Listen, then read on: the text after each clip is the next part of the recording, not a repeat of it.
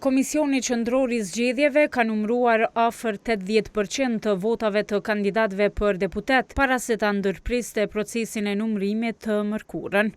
Nga sot në ora 12 qendrat komunale të numërimit do të mbyllen përkohësisht për shkak të festës së ndërrimit të moteve.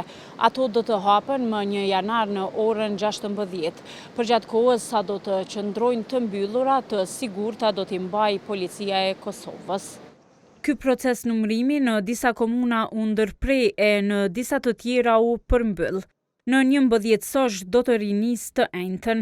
Numri i përgjithshëm i qendrave komunale të numërimit, të cilat përmbyllin aktivitetet nga dita e hënë dhe deri më sot në mesditë është 27 komuna. Pra pjesa tjetër e komunave do të vazhdojnë procesin e numërimit dhe verifikimit në datë 1 janar në orën 16. Në përbërjen e re të kuvendit do të hyjnë krejt 17 deputet për herë të parë sipas të dhënave nga numërimi i afër 80% të votave. 15 deputet të rinj do të jenë nga partitë shqiptare, 1 nga komuniteti jo serb dhe 1 nga grupi multietnik.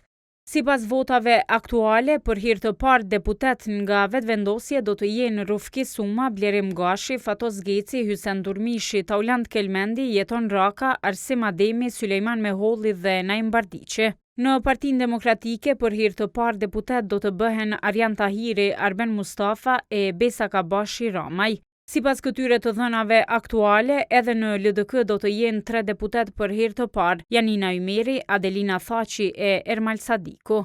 Ndërkaq nga AOK-ja nuk ka deputet të rinj. Nga komuniteti serb, deputet i ri do të jetë Nemanja Bisevac e nga pakicat jo serbe, deputeti turk Ergul Mazreku.